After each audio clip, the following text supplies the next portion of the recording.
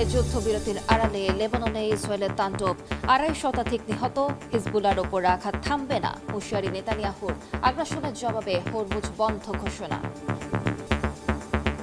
চুক্তি না মানলে তেহরানে আরও ভয়াবহ হামলার হুমকি ট্রাম্পের। ইরানের আশপাশে অবস্থান করবে মার্কিন যুদ্ধবিমান, ১০ দফা প্রস্তাব প্রত্যাখ্যান। The Iranians originally put forward a 10-point plan, unacceptable and completely discarded. It was literally thrown in the garbage.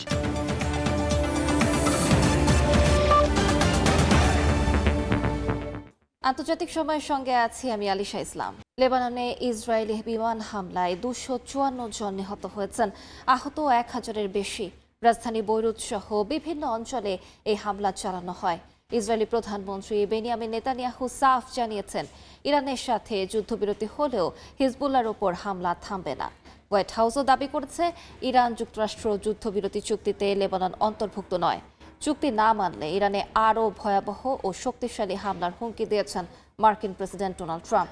এদিকে হরমুজ প্রণালী বন্ধের খবরে বৃহস্পতিবার এশিয়ার বাজারে আবারও বেড়েছে জ্বালানি তেলের দাম।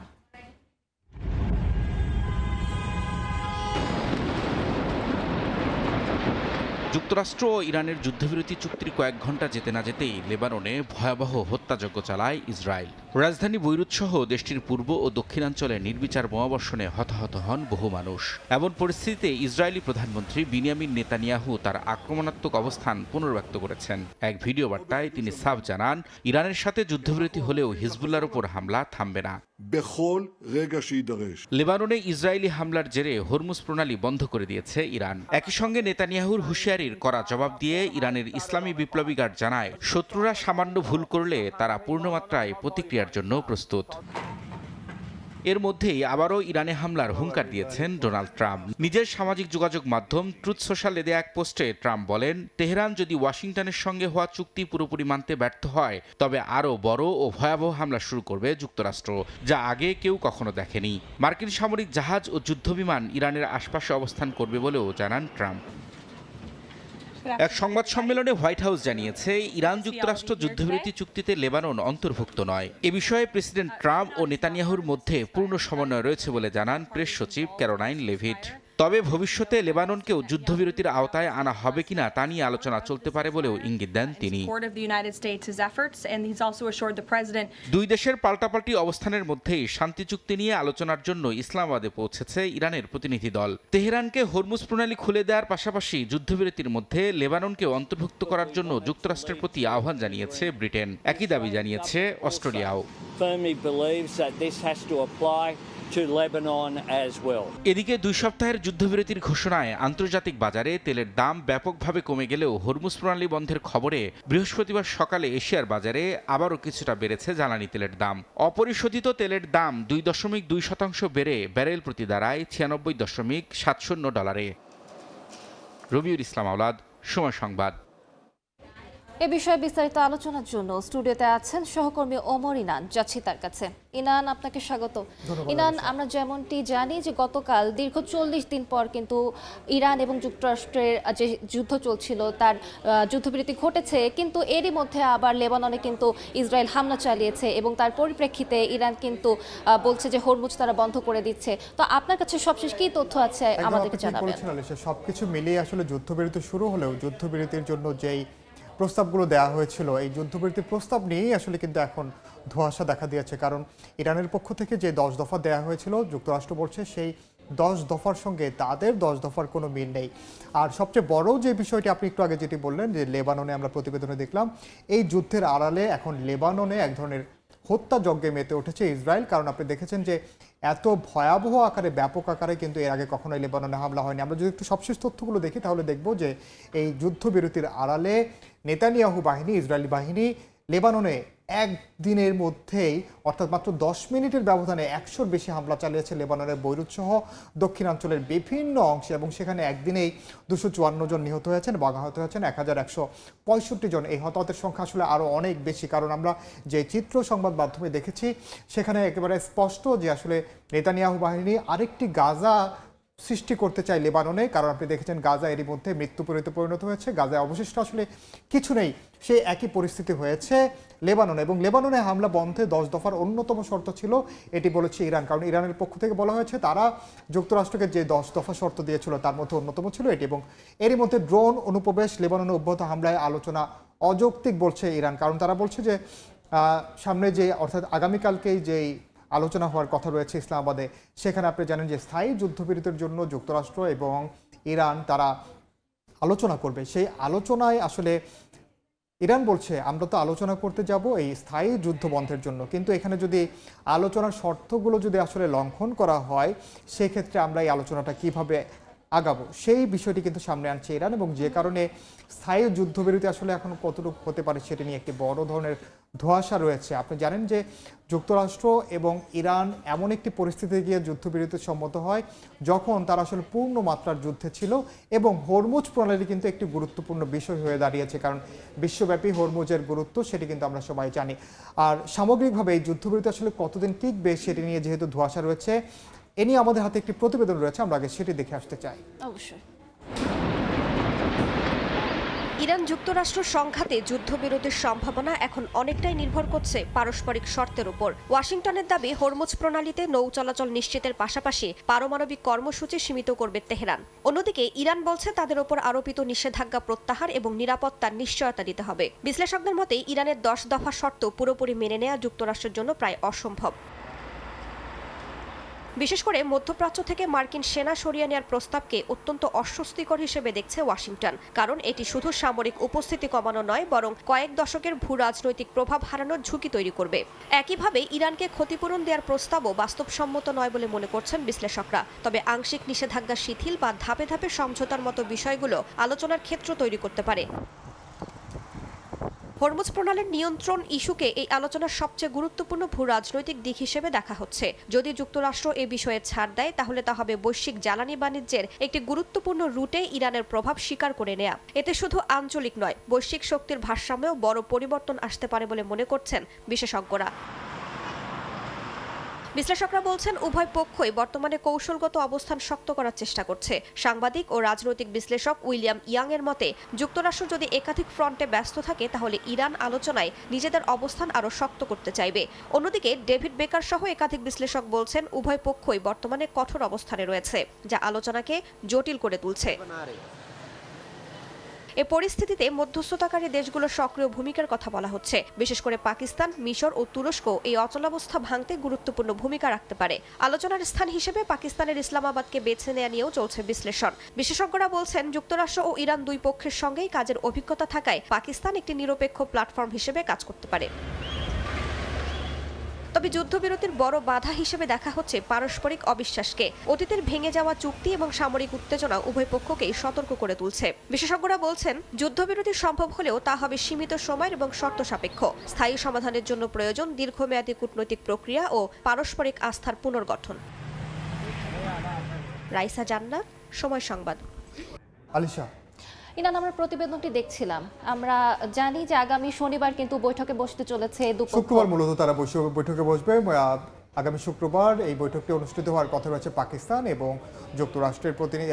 পাকিস্তানের ইসলামাবাদে হবে যুক্তরাষ্ট্র এবং ইরানের প্রতিনিধির মধ্যে। এবং আপনি এরই মধ্যে জানেন যে ইরানের প্রতিনিধি দল পাকিস্তানের ইসলামাবাদের উদ্দেশ্যে রওনা হয়েছেন এবং এর মধ্যে বৃহস্পতিবার এবং শুক্রবার মূলত এই বৈঠকের জন্য তারা পাল্টাপাল্টি অবস্থানে তো তারা আছেন। তো আপনার কাছে কি মনে হয় এর মাধ্যমে কি তারা কোনো স্থায়ী সমাধানে আসতে পারবেন কিনা? এটি আসলে এখন সবচেয়ে বড় প্রশ্ন, কারণ আপনি দেখছেন যে 10 দফা যে পরিকল্পনা দেওয়া হয়েছে, আমি যেই বিষয়গুলো নিয়ে কথা বলতে চাই সেই বিষয়গুলোই যদি দুপক্ষের কাছে স্পষ্ট না হয় সেক্ষেত্রে কিন্তু আপনি জানেন যে দ্বিমত হওয়াটা খুব স্বাভাবিক। কারণ এখন আসলে দেখার বিষয় যুক্তরাষ্ট্র কোন কোন পয়েন্টগুলোতে আসলে তারা একমত হয়েছিল এবং ইরান কোন কোন বিষয়গুলোতে একমত হয়েছিল সেটি কিন্তু একটি বড় বিষয়।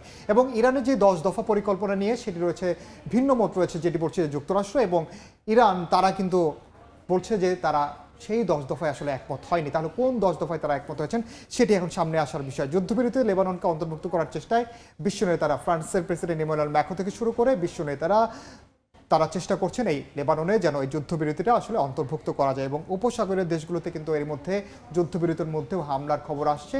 যদিও এই হামলাগুলো আসলে কারা করছে এটি এখন পর্যন্ত স্পষ্ট উপসাগরের দেশগুলো বলছে, বিশেষ করে সৌদি আরব, সংযুক্ত আরব আমিরাত। তারা বলছে এ পর্যন্ত তারা কয়েক দফা ড্রোন ভূপাতিত করেছে এবং হরমুজ নিয়ে পাল্টাপাল্টি অবস্থান। এবং আমরা যেটি বলছি যে স্থায়ী যুদ্ধবিরতি হবে কিনা এটি এখন নির্ভর করছে হরমুজ প্রণালীর আসলে উপর। কারণ আপনি জানেন একটু আগে সহকর্মী রাইসার জন্য যে প্রতিবেদনটিতে বললেন যে আসলে হরমুজ প্রণালী ঘিরে এখন যেই রাজনীতি চলছে, ভূ রাজনীতি, হরমুজ প্রণালী যদি খুলে দেয় সেটির নিয়ন্ত্রণ কার হাতে যাবে? ইরানের হাতেই থাকবে নাকি যুক্তরাষ্ট্র সেটিতে নতুন করে কর্তৃত্ব প্রতিষ্ঠার চেষ্টা করবে? মাথায় আসছে যে গতকাল যখন বলা হচ্ছিল যে হরমুজ প্রণালী খুলে দেওয়া হয়েছে, তখন কিন্তু দেখা যাচ্ছিল যে জ্বালানি তেলের দাম কিন্তু কমতে শুরু করেছে এবং পুঁজিবাজারের এর ইতিবাচক প্রভাব আমরা দেখছিলাম। কিন্তু এখন আবার হরমুজ বন্ধ ঘোষণা করার পর আপনার কাছে কি মনে হয় যে এর কি রূপ প্রভাব পড়তে পারে? আমরা কিন্তু এর মধ্যে 40 দিনে দেখে ফেলেছি যে হরমুজ বন্ধ করার প্রভাব কি করতে পারে। এমনকি আমাদের বাংলাদেশেও কিন্তু আমরা সেই প্রভাব দেখেছি। বিভিন্ন দেশ ব্যয় সংকোচন নিচের দিকে গিয়েছে, মুদ্রাস্ফীতি দেখেছেন কোন পর্যায়ে গিয়েছে, অর্থনৈতিক যে মন্দা সেটা কিন্তু আমরা দেখেছি। সুতরাং এই হরমুজ প্রণালী একদিন বন্ধ হয়ে যাওয়া মানেই কিন্তু একটি বড় একটি প্রভাব পড়া। সুতরাং হরমুজ প্রণালী আসলে এখন পর্যন্ত বন্ধ কিনা সেটি নির্ভর করছে ইরান এবং যুক্তরাষ্ট্র তারা আসলে কি অবস্থান নিয়েছে এবং সামনে যে আলোচনা হবে সেই আলোচনায় আসলে কি অগ্রগতি এলো। ইরান এই যে সামনে বৈঠক হতে চলেছে এদিকে তাকিয়ে আছে পুরো বিশ্ববাসী। আমরা আশা করব এর মাধ্যমে কোনো স্থায়ী সমাধান হবে। আপনাকে অসংখ্য ধন্যবাদ ইরান। আমাদের সঙ্গে স্টুডিওতে যুক্ত ছিলেন সহকর্মী ওমর ইরান। ইরান যুদ্ধে যুক্তরাষ্ট্রকে সামরিক সহায়তা না দেওয়ার অভিযোগে ন্যাটোর ওপর ক্ষোভ ছেড়েছেন মার্কিন প্রেসিডেন্ট ডোনাল্ড ট্রাম্প। এমনকি নতুন করে গ্রিনল্যান্ড দখলেরও হুমকি দিয়েছেন। আন্তর্জাতিক গণমাধ্যমের প্রতিবেদন বলছে ন্যাটোভুক্ত কিছু দেশকে শাস্তি দেওয়ার কথা ভাবছেন ট্রাম্প। এছাড়া জোটটি থেকে যুক্তরাষ্ট্র বের হয়ে যেতে পারে এমন আশঙ্কাও প্রকাশ করা হয়েছে।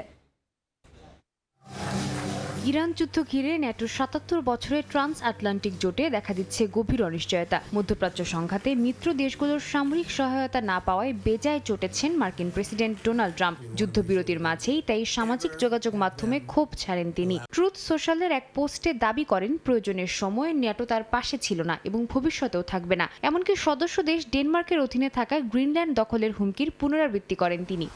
হোয়াইট হাউসের বক্তব্যেও সেই অসন্তোষের প্রতিফলন দেখা গেছে। প্রেস সচিব ক্যারোলিন লেভিট বলেন, ইরান যুদ্ধের সময় ন্যাটোকে পরীক্ষা করা হয়েছিল, যেখানে তারা ব্যর্থ হয়েছে। ট্রাম্প প্রশাসনের দাবি অনেক মিত্র দেশ মার্কিন বাহিনীকে ঘাঁটি ব্যবহারের সুযোগ দেয়নি, এমনকি সামরিক সহায়তাতেও অনীহা দেখিয়েছে। এতে যুক্তরাষ্ট্রের দীর্ঘদিনের নিরাপত্তা অংশীদারিত্ব নিয়ে প্রশ্ন উঠছে। এটা খুবই দুঃখজনক যে ন্যাটো গত ৬ সপ্তাহ ধরে মার্কিন জনগণের দিক থেকে মুখ ফিরিয়ে নিয়েছে, যখন মার্কিনিরাই তাদের প্রতিরক্ষায় অর্থায়ন করছে। তবে ন্যাটো মহাসচিব মার্ক রুটে বলছেন ভিন্ন কথা। স্থানীয় সময় বুধবার ওয়াশিংটনে মার্কিন প্রেসিডেন্টের সঙ্গে দেখা করতে এসে তিনি জানান, সব দেশ সমানভাবে ভূমিকা না রাখলেও অধিকাংশ ইউরোপীয় দেশ লজিস্টিক, ঘাঁটি ব্যবহারের সুযোগ এবং অন্যান্য সহায়তা দিয়েছে। রুটে আরও জানান, ট্রাম্পের সঙ্গে তার আলোচনা ছিল খোলামেলা ও স্পষ্ট, যেখানে ট্রাম্পের হতাশার বিষয়টি সরাসরি উঠে এসেছে। এদিকে ন্যাটোর কিছু সদস্য দেশকে শাস্তি দেওয়ার কথা ভাবছে ট্রাম্প প্রশাসন। ইরান যুদ্ধে সহযোগিতা না করা দেশগুলো থেকে মার্কিন সেনা সরিয়ে অন্য দেশে মোতায়েনের প্রস্তাব বিবেচনায় রয়েছে। স্পেন ও জার্মানির মতো দেশগুলো নিয়ে অসন্তোষ থাকলেও পোল্যান্ড, রোমানিয়া ও লিথুয়ানিয়ার মতো দেশকে বেশ সহযোগিতাপূর্ণ হিসেবে দেখা হচ্ছে। এরই মধ্যে ন্যাটো থেকে যুক্তরাষ্ট্র বেরিয়ে যাওয়ার সম্ভাবনাও আলোচনায় এসেছে। সাদিয়া তাসনিম, সময় সংবাদ। ট্রাম্পকে ব্যঙ্গ করে ইরানি অ্যানিমেশন ভিডিও তোলপাড় সৃষ্টি করেছে নেট দুনিয়ায়। কৃত্রিম বুদ্ধিমত্তা বা এআই প্রযুক্তির সহায়তায় তৈরি এই লোগো ভিডিওগুলো যুদ্ধের ময়দানের খবরের চেয়েও দ্রুত ছড়িয়ে পড়ছে সাধারণ মানুষের মুঠোফোনে। পাল্টাপাল্টি হামলার উত্তেজনার মধ্যেই প্রযুক্তির এই নতুন লড়াই ভাবিয়ে তুলছে সাইবার বিশেষজ্ঞদের। নিখুঁত এই ব্যঙ্গাত্মক প্রচারণায় ইরান এক ধাপ এগিয়ে থাকলেও যুক্তরাষ্ট্রের পক্ষ থেকে এখনো কোনো কার্যকর জবাব মেলেনি।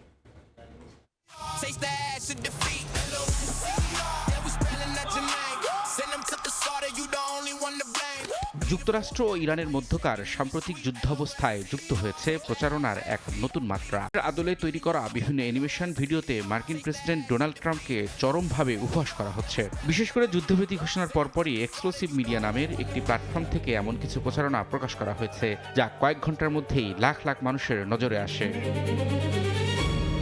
সাইবার বিশেষজ্ঞরা বলছেন এটি কেবল সাধারণ কোনো ব্যঙ্গচিত্র নয়, বরং একে আধুনিক অনলাইন যুদ্ধের একটি নতুন রূপ হিসেবে দেখা হচ্ছে। এআই বা কৃত্রিম বুদ্ধিমত্তার মাধ্যমে অত্যন্ত দ্রুতগতিতে এসব ভিডিও তৈরি করা হয়। যুদ্ধক্ষেত্রে কোনো ঘটনা ঘটার মাত্র কয়েক ঘন্টার মধ্যেই তার উপর ভিত্তি করে তৈরি হচ্ছে এসব উন্নত মানের স্যাটায়ার, যা আগে কখনো দেখা যায়নি। আমরা এক নতুন ধরনের অনলাইন যুদ্ধ দেখতে পাচ্ছি, যেখানে বিশ্বজুড়ে ইন্টারনেট দুনিয়ায় দক্ষ তরুণ অ্যাক্টিভিস্টরা এআই বা কৃত্রিম বুদ্ধিমত্তার এমন সব টুল ব্যবহার করছে যা আগে কখনো সম্ভব ছিল না। এর মাধ্যমে তারা অত্যন্ত তীক্ষ্ণ ব্যঙ্গাত্মক কন্টেন্ট তৈরি করতে পারছে, যা বিশাল সংখ্যক মানুষের মনে জায়গা করে নিচ্ছে। আর সত্যি বলতে এত বড় পরিসরে এমন কিছু আমরা আগে কখনো দেখিনি। এক্সক্লুসিভ মিডিয়া নিজেদের একটি স্বাধীন দল দাবি করলেও তাদের তৈরি কন্টেন্টগুলো নিয়মিত শেয়ার করছে ইরানের সরকারি অ্যাকাউন্টগুলো। এর ফলে ধারণা করা হচ্ছে সরকারের সরাসরি মদত বা সমর্থন রয়েছে এই প্রচারণার পিছনে। এই কৌশল ব্যবহার করে ইরান মূলত পশ্চিমা বিশ্বের তরুণ প্রজন্মের কাছে পৌঁছাতে চাইছে, যারা প্রথাগত সংবাদ মাধ্যমের চেয়ে সামাজিক যোগাযোগ মাধ্যমের প্রতি বেশি আকৃষ্ট। আমি মনে করি এর গতি হলো আসল বিষয়। তারা যুদ্ধের ময়দানে যা ঘটছে তার সাথে তাল মিলিয়ে রিয়েল টাইমে প্রতিক্রিয়া জানাচ্ছে। ট্রাম্প যুদ্ধবিরতি ঘোষণার পর সেই রাতের ভিডিও এবং 10 দফা পরিকল্পনার বিস্তারিত সহ কন্টেন্ট প্রকাশ করতে সময় লেগেছে মাত্র কয়েক ঘন্টা। এটা দিনের পর দিন নয়, বরং মাত্র কয়েক ঘন্টার ব্যবধানেই তারা সবকিছু তৈরি করে অনলাইনে ছড়িয়ে দিচ্ছে। সবচেয়ে উদ্বেগের বিষয় হলো ইন্টারনেটের এই নতুন ধরনের প্রচারণার মুখে যুক্তরাষ্ট্র এখনো কোনো শক্ত পাল্টা জবাব দিতে পারেনি। বিশেষজ্ঞরা বলছেন এই ভিডিওগুলোর নান্দনিকতা এবং কৌতুক উপস্থাপনার ভঙ্গি এতটাই নিখুঁত যে এটি সাধারণ মানুষের চিন্তাধারায় প্রভাব ফেলতে সক্ষম। প্রযুক্তির এই লড়াই শেষ পর্যন্ত যুদ্ধের মোড় কোন দিকে ঘুরিয়ে দেয় এখন সেটি দেখার বিষয়। প্রযুক্তির ডানায় ভর করে শুরু হওয়া এই ডিজিটাল প্রচারণা বিশ্ব রাজনীতির সমীকরণে এক নতুন দুশ্চিন্তার জন্ম দিয়েছে বলেও মনে করেন কেউ কেউ।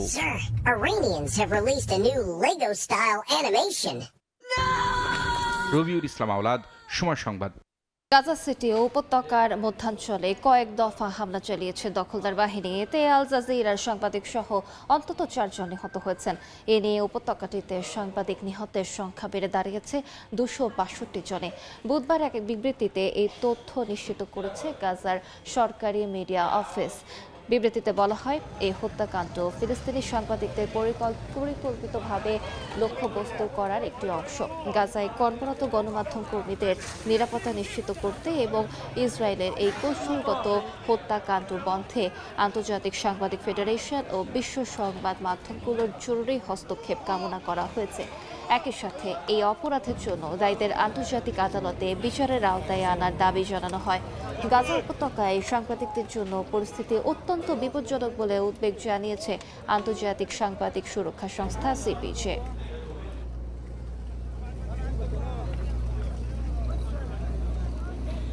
40 দিনের নিষেধাজ্ঞার পর অবশেষে খুলে দেয়া হলো জেরুজালেমের আল আকসা মসজিদ। বৃহস্পতিবার ভোরে ফজরের আজানের সঙ্গে সঙ্গে মসজিদের ফটক খুলে দিলে শত শত ফিলিস্তিনি মুসল্লি ভেতরে প্রবেশ করেন। দীর্ঘদিন পর জামাতে নামাজ আদায় করতে পেরে অনেকে আবেগাপ্লুত হয়ে পড়েন। গত 28 ফেব্রুয়ারি ইরানের ওপর হামলার জেরে আল আকসা মসজিদ সম্পূর্ণ বন্ধ করে দেয় ইসরায়েল। এ সময় শুধুমাত্র ওয়াকফ কর্তৃপক্ষের সীমিত কর্মীদের প্রবেশের অনুমতি ছিল। অন্য মুসল্লিরা শহরের ছোট ছোট মসজিদে নামাজ আদায় করতে বাধ্য হন। এমনকি 1967 সালের পর প্রথমবারের মতো ঈদ উল ফিতরের নামাজও এখানে আদায় করতে দেয়া হয়নি।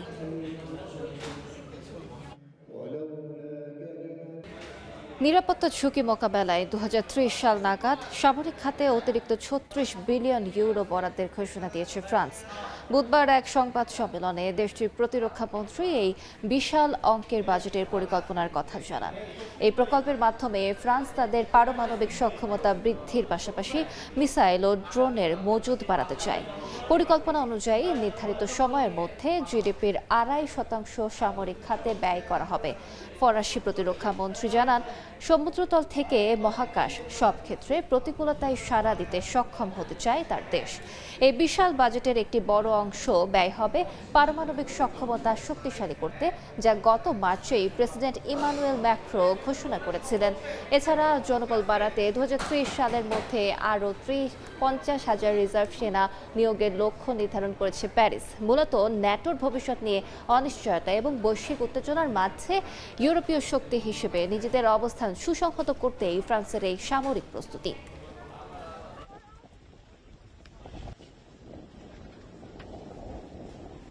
ভারতের ৩ রাজ্যের বিধানসভা ভোট গ্রহণ চলছে আজ। পাশাপাশি পশ্চিমবঙ্গেও চলছে নির্বাচনী প্রস্তুতি। নির্বাচনী প্রচারে পশ্চিমবঙ্গে গেছেন নরেন্দ্র মোদী। বিধানসভা নির্বাচনের বিস্তারিত জানাতে কলকাতা থেকে সুব্রত আচার্য এবং আসাম থেকে যুক্ত হচ্ছেন কে জামান। প্রথমেই যাচ্ছি সুব্রতর কাছে। সুব্রত, বিস্তারিত জানাবেন।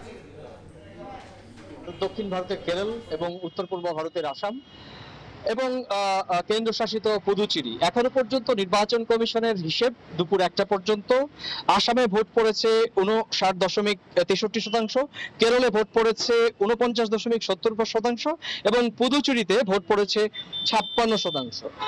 নির্বাচন কমিশন এবং স্থানীয় গণমাধ্যমগুলোর এখনো পর্যন্ত যা আপডেট, তাতে এই 3টি রাজ্য মানে দুটো রাজ্য এবং কেন্দ্রশাসিত অঞ্চলে এখনো পর্যন্ত ছোটখাটো ত্রুটি বিচ্যুতি ছাড়া বড় ধরনের কোনো ঘটনা ঘটেনি। আপনারা জানেন যে একই সঙ্গে যেমন একটি কেন্দ্রশাসিত দুটো রাজ্যে বিধানসভা ভোট হচ্ছে, একই সঙ্গে আগামী 23 এবং 29 তারিখে পশ্চিমবঙ্গ এবং তামিলনাড়ুতেও কিন্তু ভোট হবে। পশ্চিমবঙ্গে 2 দফা 23 এবং 29, এবং তামিলনাড়ুতে ভোট হবে তামিলনাড়ুতে ভোট হবে শুধুমাত্র 23 তারিখ।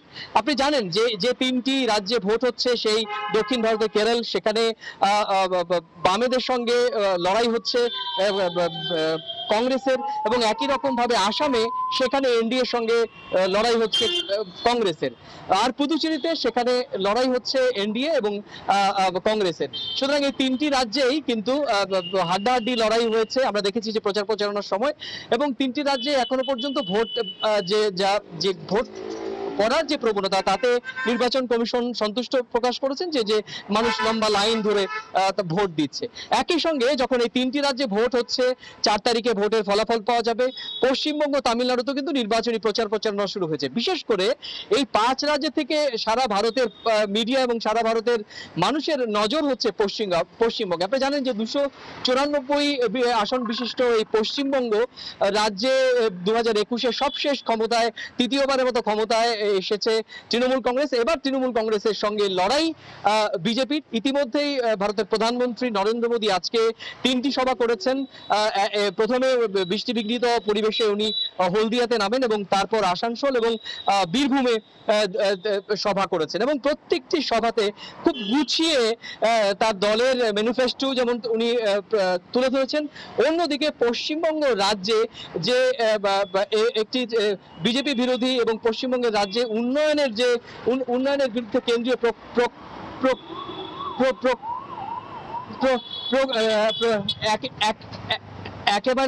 একেবারেই যে রাজ্য রাজনীতি, এই রাজ্য রাজনীতিতে কিন্তু তৃণমূল এবং বিজেপির যে একে অপরের বিরুদ্ধে যে লড়াই এবং যৌক্তিক যে বাক্যবান, সেটি কিন্তু আমরা দেখেছি।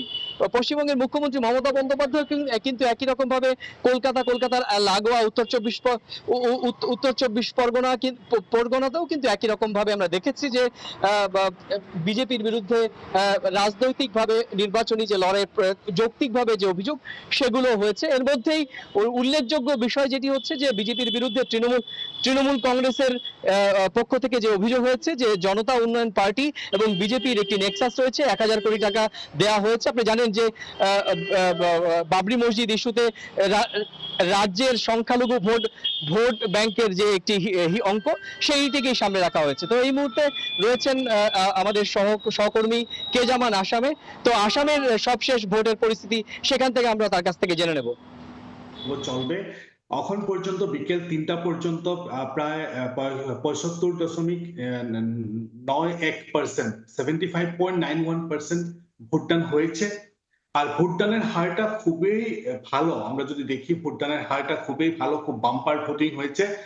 আর এই ভোটদানের হারকে নিয়ে যদি আপনি আমাকে প্রশ্ন করেন যে ভোটদানের এই ভালো হারের কিসের ইঙ্গিত দিছে, এটা কি পরিবর্তনের ইঙ্গিত না এটা কিসের ইঙ্গিত, তাহলে আমার সোজা উত্তর হবে না, এটা পরিবর্তনের যে ইঙ্গিত সেটা আমরা বলতে পারবো না। আমরা সেটা এই কারণে বলতে পারবো না, আমরা যদি বিগত 10 বছরের ট্র্যাক রেকর্ডটা দেখি, অর্থাৎ আমরা যদি 2016 আর 2021 সনের যদি আমরা আসাম বিধানসভার নির্বাচন দেখি, তখন আমরা দেখব যখনই বেশি ভোটার হার হয়েছে বা ভোটদানের হার যখনই বেশি হয়েছে, তখনই এনডিএ অর্থাৎ বিজেপির ফায়দা হয়েছে। গতিকে এই জন্যই, যার জন্য ভোটদানের ট্রেন্ড থেকে আমরা এই মুহূর্তে এটা বলা সম্ভব হবে না যে এই বাম্পার ভোটদানের অন্তরালে কি রয়েছে, এটা কি পরিবর্তনের ইঙ্গিত, এটা বর্তমানের সরকারের পক্ষে জনাব। এখানে আপনি যদি আমাকে প্রশ্ন করেন যে যদি পুনরায় আসামে এনডিএ সরকার গঠন হয়, তাহলে তার কারণটা কি হতে পারে? তার কারণটা, অন্যতম কারণ হবে যে অপোজিশনের দুর্বল স্থিতি। অপোজিশনের দুর্বল স্থিতি একদমই তার অন্যতম একটা কারণ হবে। কারণ আমরা যদি দেখি তাহলে আমরা দেখতে পাবো যে ইলেকশনের ঠিক আগ মুহূর্ত পর্যন্ত অপোজিশন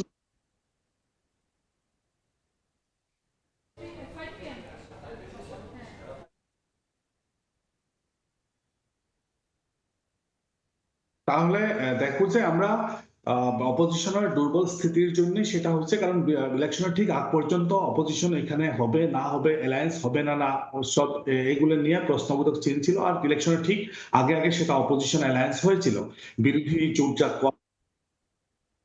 বলা হয়েছে। ওদিকে এই মুহূর্তে সেটাই কারণ আসামে এই মুহূর্তে বাম্পার ভোটিং হয়েছে। খবরটা হলো যে এই ভোটিং 90% ক্রস করার পূর্ণ সম্ভাবনা আছে। আর যদি 90% সম্ভাবনা হয় ক্রস করার, তাহলে এই ট্রেন্ডটা অ্যাকচুয়ালি সরকারের পক্ষে না বিপক্ষে এই পর্যন্ত এই মুহূর্তে সেটা বলা সম্ভব নয়।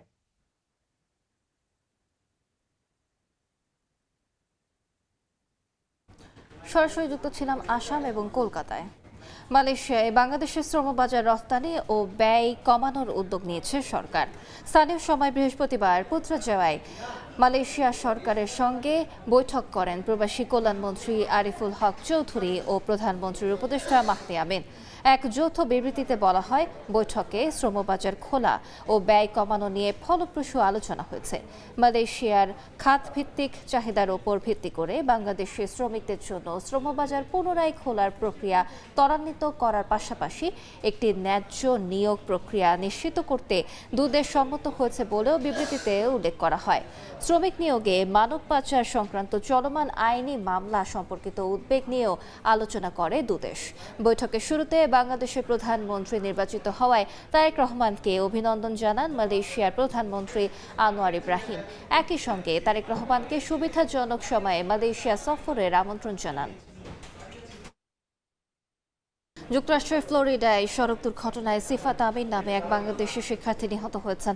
দ্রুত তার লাশ দেশে ফিরিয়ে আনার ব্যবস্থা নিতে সংশ্লিষ্টদের প্রতি অনুরোধ জানিয়েছে পরিবার। স্থানীয় সময় বুধবার ভোরে ফ্লোরিডা অঙ্গরাজ্যের জ্যাকসনভিলে নিজের গাড়ি নিয়ন্ত্রণ হারিয়ে ব্যারিকেডের সঙ্গে ধাক্কা লাগলে ঘটনাস্থলেই তার মৃত্যু হয়।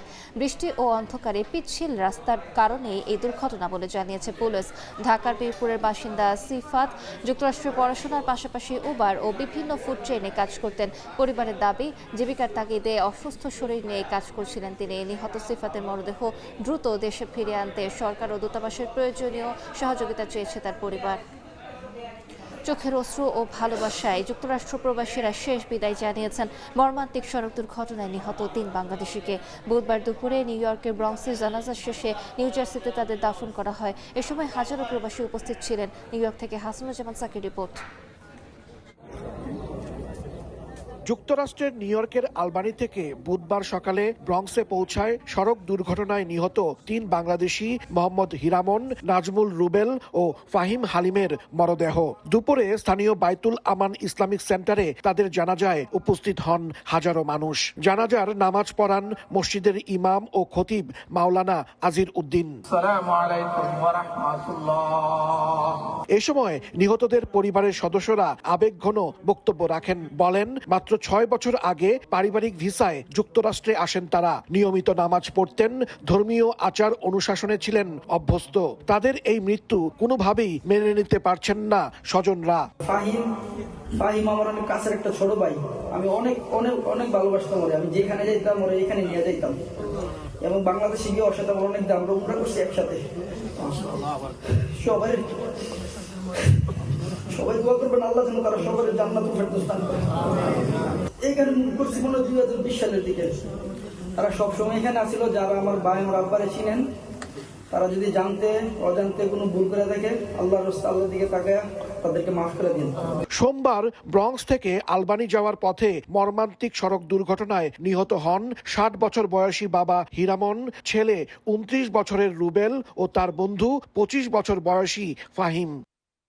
এদের মধ্যে বাবা ছেলের বাড়ি বাংলাদেশের কুমিল্লার মুরাদনগরে আর ফাহিমের বাড়ি নড়াইলে। জানাজা শেষে তাদেরকে নিউ জার্সিতে দাফন করা হয়েছে। গেল কয়েকদিন আগে নিউ ইয়র্কের বাংলাদেশি অধ্যুষিত উডসাইডে 19 বছরের এক কিশোরী সড়ক দুর্ঘটনায় নিহত হন। আর এবার নিহত হলেন আরও 3 বাংলাদেশি। একের পর এক বাংলাদেশিরা সড়ক দুর্ঘটনায় নিহত হওয়ার ঘটনায় শোকাহত কমিউনিটি।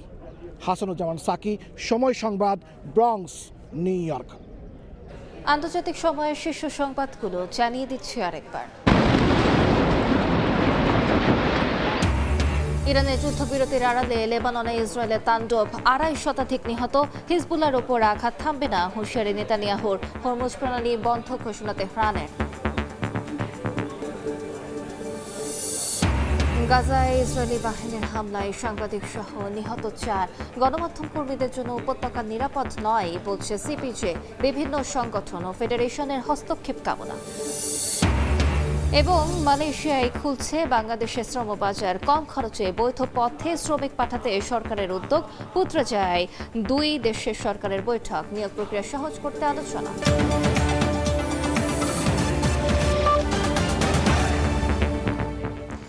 এই ছিল আন্তর্জাতিক সময়। এরপর বিকেল 5টার সময় সংবাদ নিয়ে সঙ্গে থাকবেন ওমর ইনান। আলিশা, আপনাকে ধন্যবাদ। বিকেল 5টার সময় সংবাদ নিয়ে আসছে কিছুক্ষণ পর। সঙ্গে থাকুন সময়।